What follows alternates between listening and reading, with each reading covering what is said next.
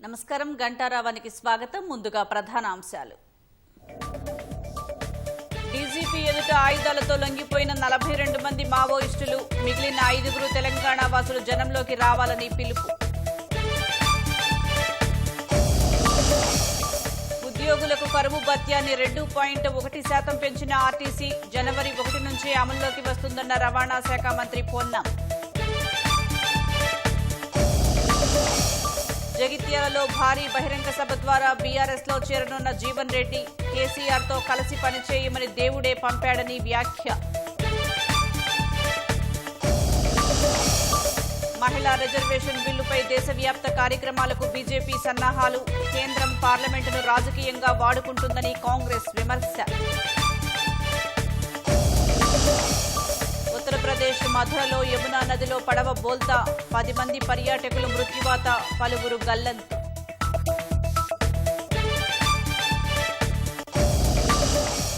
పశ్చిమాసియాలో తగ్గని ఉద్రిక్తతలు, లెబనాన్పై బాంబుల వర్షం కురిపిస్తున్న ఇజ్రాయెల్.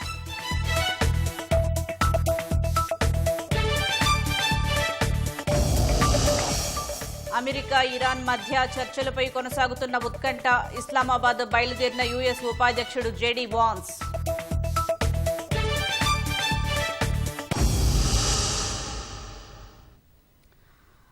పాకిస్తాన్ వేదికగా అమెరికా ఇరాన్ మధ్య శాంతి చర్చలకు రంగం సిద్దమవుతోంది. ఇస్లామాబాద్ లో ఈ వారాంతం జరిగే భేటీలో పాల్గొనే అమెరికా ప్రతినిధుల బృందానికి ఆ దేశ ఉపాధ్యక్షుడు జేడీ వాన్స్ నేతృత్వం వహించనున్నారు. ఇందుకోసం వాన్స్ వాషింగ్టన్ నుంచి ఇస్లామాబాద్ బయలుదేరారు. అటు ఇరాన్ మాత్రం తన ప్రతినిధుల బృందం వివరాలను ఇంకా గోప్యంగానే ఉంచింది. అమెరికాతో ఆటలాడవద్దని ఈ సందర్భంగా ఇరాన్ను జేడీ వాన్స్ హెచ్చరించారు. మరోవైపు లెబనాన్పై ఇజ్రాయిల్ దాడులు కొనసాగుతున్నాయి.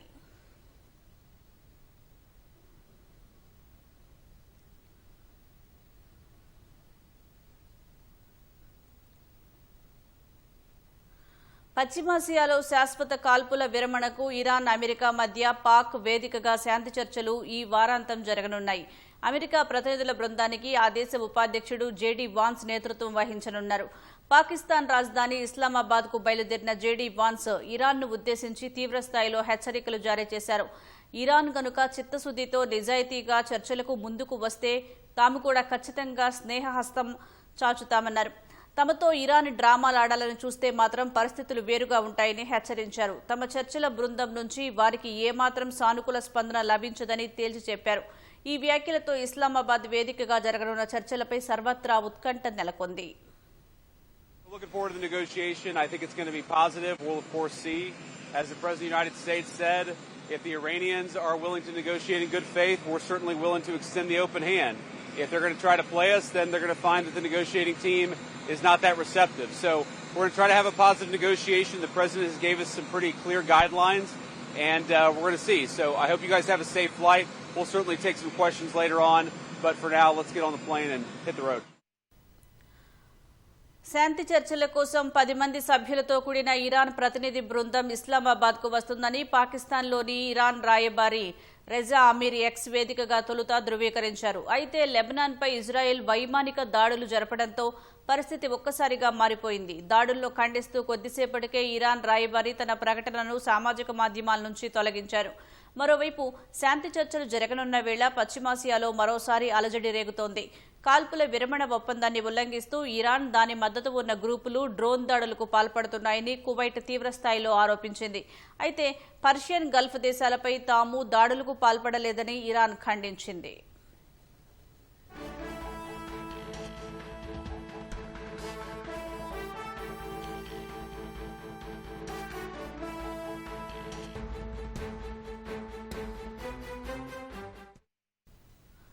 మరోవైపు లెబనాన్తో నేరుగా చర్చలు జరిపేందుకు ఇజ్రాయెల్ ప్రధాని బెంజమిన్ నెతన్యాహు సుముఖత వ్యక్తం చేశారు. వచ్చే వారం వాషింగ్టన్లో ఈ చర్చలు జరిగే అవకాశం ఉంది. లెబనాన్ అధికారులు ఇజ్రాయెల్కు ఉచిత రాయితీలు ఇవ్వొద్దని హెజ్బుల్లా అధినేత నయీం కాసిం హెచ్చరించారు. ఇజ్రాయెల్ దళాలతో పోరాడుతున్న తమ ఫైటర్లను ఆయన ప్రశంసించారు. ఇజ్రాయెల్ పెద్దగా సాధించిందేమీ లేదని, గత ఏడాది నాటి పరిస్థితులకు తిరిగి వెళ్లే ప్రసక్తే లేదని ఆయన స్పష్టం చేశారు. ఇజ్రాయెల్తో చర్చల విషయంలో లెబనాన్ ప్రజల్లో కూడా భిన్నాభిప్రాయాలు వ్యక్తమవుతున్నాయి. కొందరు చర్చలతో శాంతి వస్తుందని ఆశిస్తూ ఉండగా మరికొందరు ఇజ్రాయెల్ ఉద్దేశాలపై అనుమానాలు వ్యక్తం చేస్తున్నారు. ముందుగా కాల్పుల విరమణ జరగాలని, ఆ తర్వాతే చర్చలు ఉండాలని లెబనాన్ వాసులు కోరుతున్నారు. ఇజ్రాయెల్ దాడులతో లెబనాన్ పరిస్థితులు దయనీయంగా మారాయి. సుమారు 8,74,000 మంది తీవ్రమైన ఆహార కొరతను ఎదుర్కొంటున్నారని ఐక్యరాజ్యసమితికి చెందిన వరల్డ్ ఫుడ్ ప్రోగ్రాం తెలిపింది. ఇజ్రాయెల్ బాంబు దాడులతో సరిహద్దు గ్రామాల్లోని ప్రజలకు అత్యవసర సాయం అందిస్తున్నట్లు వెల్లడించింది.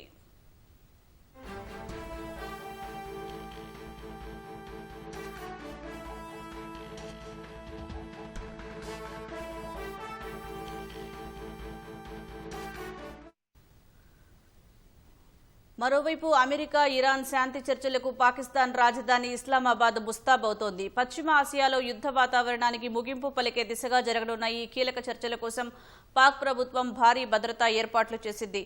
ఈ ఏర్పాట్లను పాకిస్తాన్ అంతర్గత వ్యవహారాల మంత్రి మోసిన్ నఖ్వీ స్వయంగా సమీక్షించారు. 10,000 మందికి పైగా భద్రతా సిబ్బందిని మోహరించారు. వీఐపీలు ఉండే రెడ్ జోన్ ప్రాంతాన్ని పూర్తిగా మూసివేశారు. పరిస్థితిని ఎప్పటికప్పుడు పర్యవేక్షించేందుకు హోంమంత్రిత్వ శాఖలో ప్రత్యేక కంట్రోల్ రూమ్ ఏర్పాటు చేశారు. ఇస్లామాబాద్లోని వివిధ ప్రాంతాల్లో పోలీసులు భారీ స్థాయిలో కూంబింగ్ నిర్వహిస్తున్నారు. నగరంలోకి ప్రవేశించే, బయటకు వెళ్లే మార్గాల్లో ప్రత్యేక చెక్ పోస్టులు ఏర్పాటు చేసి అణువణువు తనిఖీ చేస్తున్నారు. ప్రత్యేక స్క్వాడ్స్, పెట్రోలింగ్ యూనిట్లతో నగరం అంతటా నిఘా ముమ్మరం చేశారు.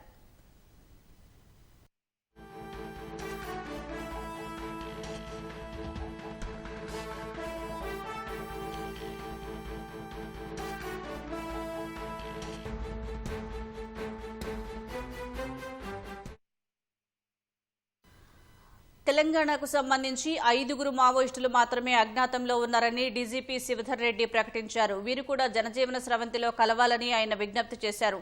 పీఎల్జీఏ బెటాలియన్ డిప్యూటీ కమాండర్ కేశాలు సహా 42 మంది నక్సల్స్ డీజీపీ సమక్షంలో పోలీసుల ఎదుట లొంగిపోయారు.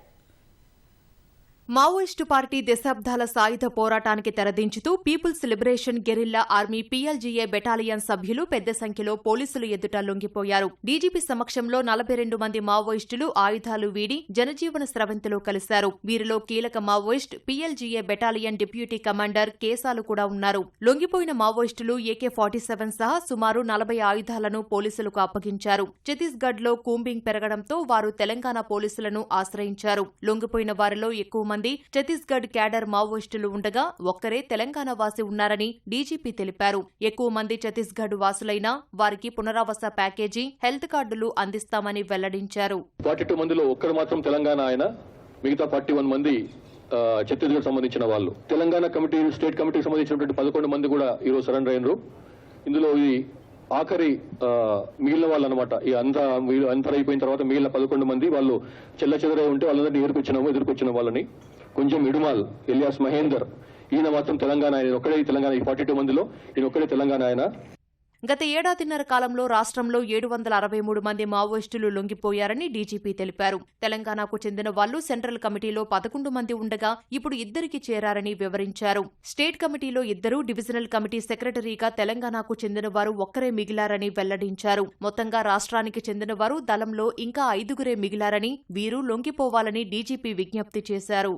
లాస్ట్ 23 నుంచి చూస్తే 23 డిసెంబర్ నుంచి లెక్కేసుకుంటే మన తెలంగాణ చెందినటువంటి వాళ్ళు రాష్ట్రం నుంచి 125 మంది ఉండే, 125 మంది 2023 డిసెంబర్లో, అది ఇవాళకి 5కు దిగింది. అంటే తెలంగాణ రాష్ట్రం చెందినటువంటి వాళ్ళు ఇంకా యూజీగా ఉన్న వాళ్ళు 5గురు మిగిలిందన్నమాట, ఇంక్లూడింగ్ గణపతి. ఇంతకుముందు మన గౌరవ ముఖ్యమంత్రి గారు ఇచ్చినటువంటి పిలుపుని మళ్ళీ పునరుద్ఘాటిస్తున్నాను. ఎవరైతే సరెండర్ ఇంకా బయటకు రాకుండా ఉన్నారో, యూజీగా ఉన్నారో, అజ్ఞాతంలో ఉన్నారో 5గురు, వాళ్ళు కూడా బయటకు వస్తే సంతోషం. వాళ్ళను పూర్తిగా ఆహ్వానిస్తున్నాము ఓపెన్ గా బయటికి రమ్మని. మావోయిస్టు అగ్రనేత గణపతి బతికే ఉన్నారన్న డీజీపీ శివధర్ రెడ్డి అడవిలో మాత్రం లేరని స్పష్టం చేశారు. ఆర్టీసీ ఉద్యోగుల కరువు భత్యాన్ని 2.1% పెంచుతున్నట్లు రవాణా శాఖ మంత్రి పొన్నం ప్రభాకర్ తెలిపారు.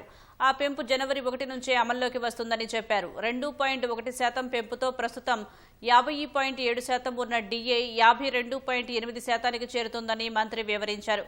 జనవరి, ఫిబ్రవరి, మార్చి నెలకు పెరిగిన డిఏను వరుసగా 3 నెలలు సప్లిమెంటరీ బిల్స్ ద్వారా చెల్లించనున్నట్లు తెలిపారు. ప్రస్తుతం పెంచిన డిఏతో ఆర్టీసీపై ప్రతి నెల 2.82 కోట్ల అదనపు భారం పడుతుందని మంత్రి పొన్నం వివరించారు. ఆ పెంపుతో ఆర్టీసీ ఉద్యోగులకు సంబంధించి పెండింగ్ డిఏలు అన్నీ చెల్లించినట్లవుతుందని తెలిపారు. సిబ్బంది కార్మికులకు డిఏ పెంచడంపై మంత్రి పొన్నం ప్రభాకర్కు ఆర్టీసీ ఎండీ నాగిరెడ్డి ధన్యవాదాలు తెలిపారు. ఈ మేరకు బంజారాహిల్స్లోని మంత్రుల నివాసంలో ఆర్టీసీలో పెండింగ్లో ఉన్న వివిధ అభివృద్ధి పనులు, కార్యక్రమాలపై రీజియన్ మేనేజర్లతో మంత్రి పొన్నం ప్రభాకర్ సమీక్ష నిర్వహించారు. పెండింగ్ పనులను వేగవంతం చేయాలని అధికారులను పొన్నం ప్రభాకర్ ఆదేశించారు.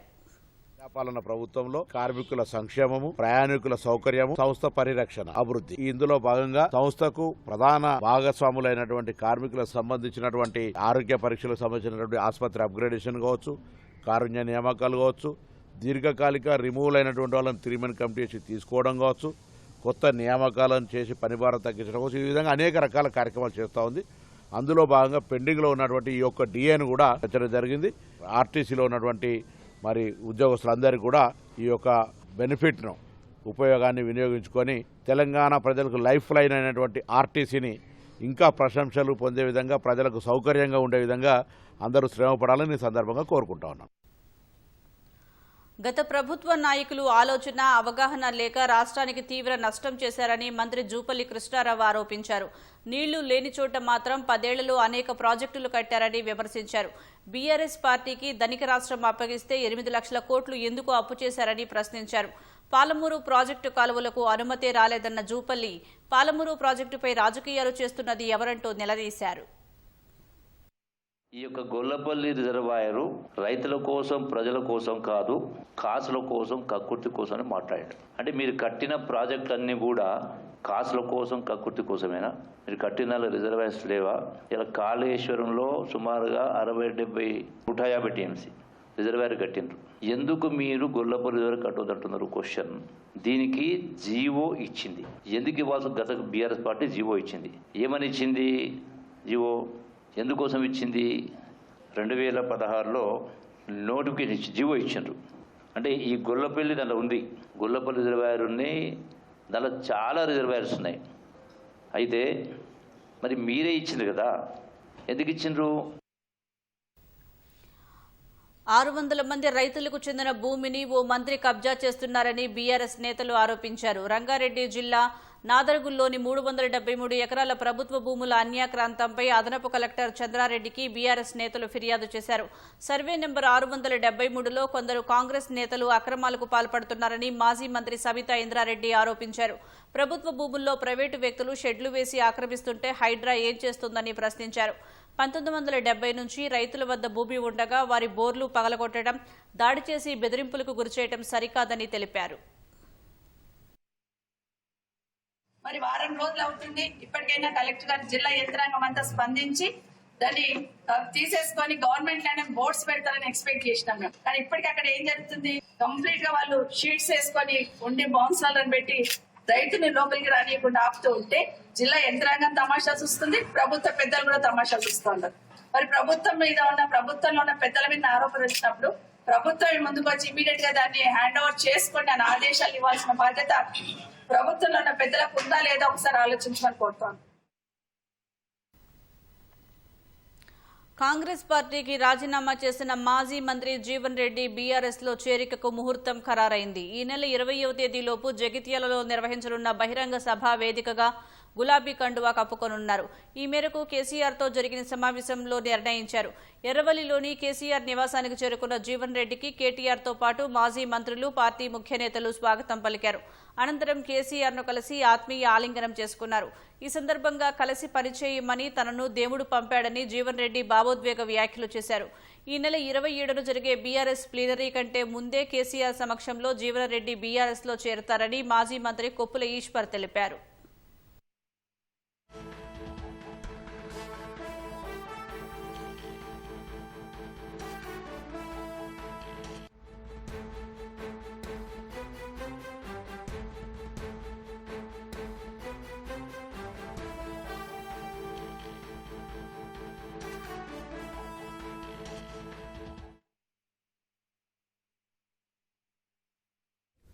రాష్ట్ర పురోభివృద్ధి, రాష్ట్ర హితం గురించి బీఆర్ఎస్ పార్టీ పోషించబోయేటువంటి ఒక పాత్ర, మరి అందులో నాకు కూడా వారితో కలిసి ప్రయాణం చేసేటువంటి ఒక అవకాశం కల్పించే విధంగా మరి వారు ఏదైతుందో నిర్ణయం తీసుకోవటం, వారు ఇందులో భాగంగానే జగిత్యాల కూడా ఏదైతుందో ఒక బహిరంగ సభ సమావేశాలు ఏర్పాటు చేయాలని చెప్పని కూడా భావించడం జరుగుతుంది.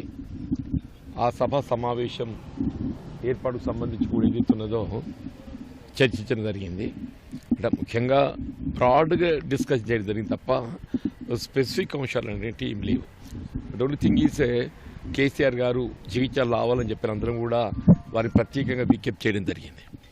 ఉత్తర తెలంగాణ ప్రాంతానికి కూడేలుగా ఉన్నటువంటి ఒక జగిత్యాల్లో వాళ్ళ బీఆర్ఎస్ పార్టీకి సంబంధించి ఒక సమావేశం ఏర్పాటు చేస్తే బాగుంటుంది. దానికి ముఖ్య అతిథిగా పెద్దలు బీఆర్ఎస్ అధ్యక్షులైనటువంటి కేసీఆర్ గారు పాల్గొనే విధంగా వారు సమయం కేటాయింపు చేయాలని చెప్పి విజ్ఞప్తి చేయటం, వారు కూడా సానుకూలంగా స్పందించడం జరిగింది. It will be decided in other couple of days. Hanamkonda జిల్లా ఐనవోలులో సంచలనం సృష్టించిన మహిళ, 2 కుమార్తెల హత్య కేసును పోలీసులు ఛేదించారు.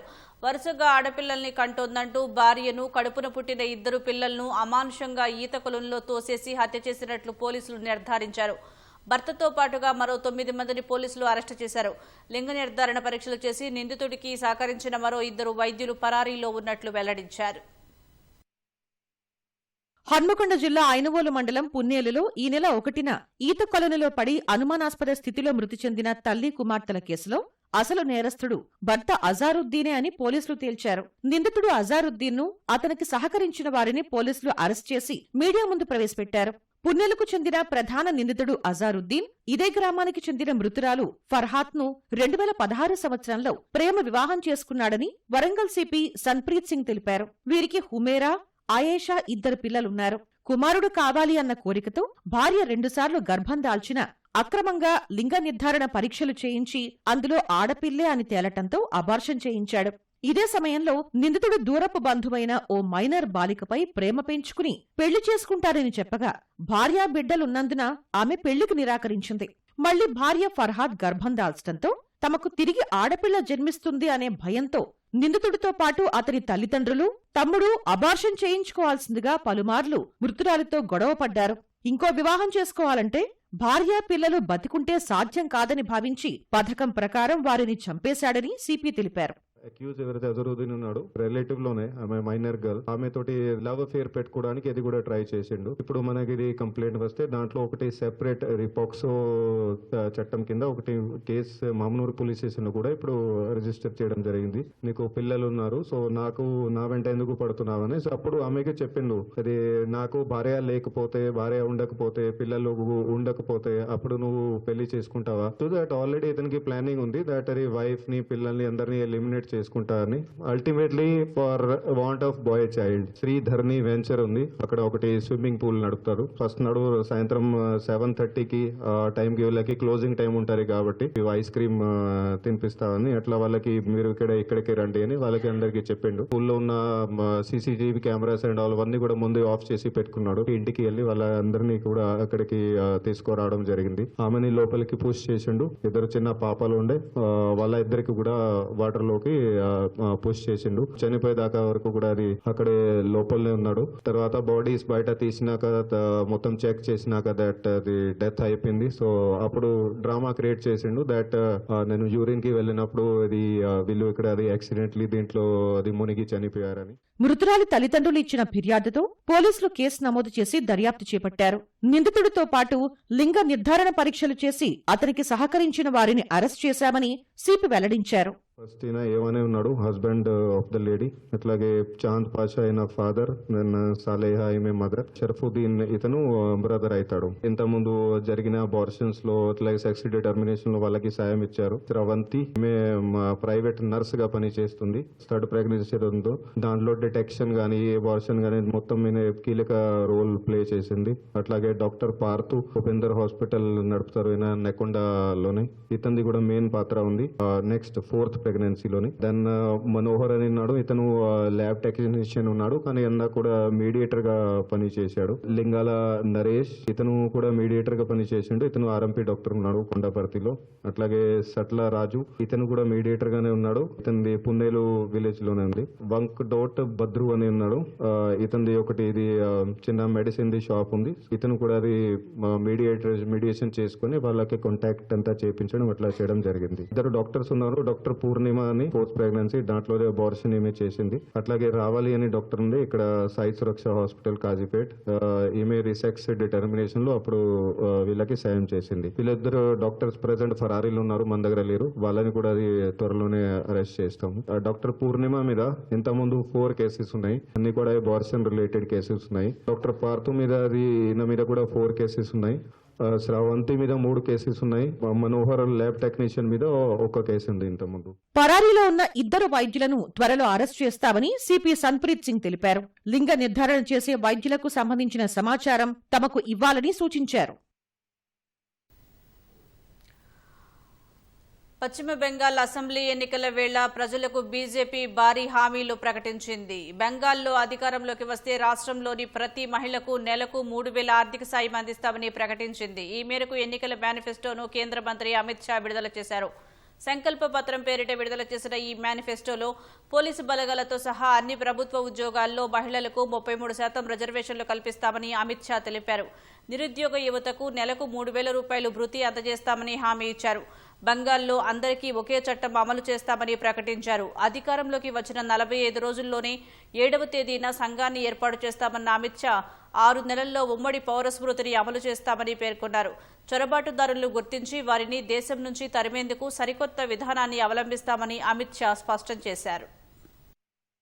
10 सालों में भारतीय जनता पार्टी ने यहाँ पर एक रचनात्मक विपक्ष के रूप में मान्यता हासिल की है. आज बंगाल की विधानसभा में हम मुख्य विपक्षी दल के रूप में काम कर रहे हैं. हम 6 माह के अंदर ही बंगाल के अंदर यूसीसी को लागू कर सभी नागरिकों के लिए एक ही कानून बंगाल में हो.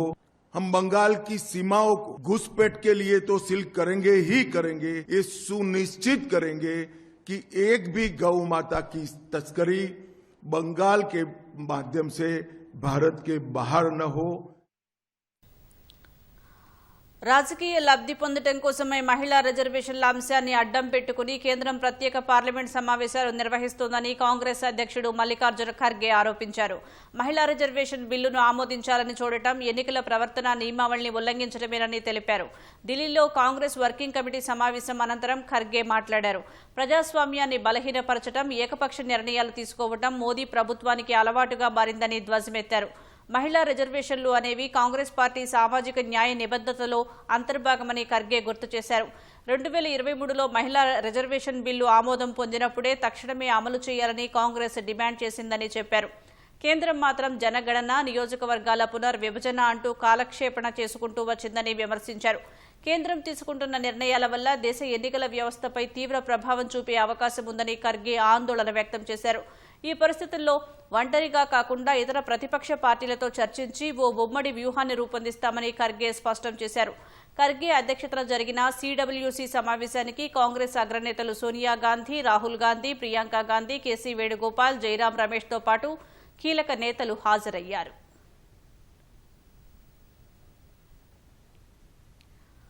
ఉత్తరప్రదేశ్ మధురలో విషాదం చోటు చేసుకుంది. పర్యాటకులతో వెళ్తున్న ఓ పడవ బృందావనం వద్ద యమునా నదిలో బోల్తా పడింది.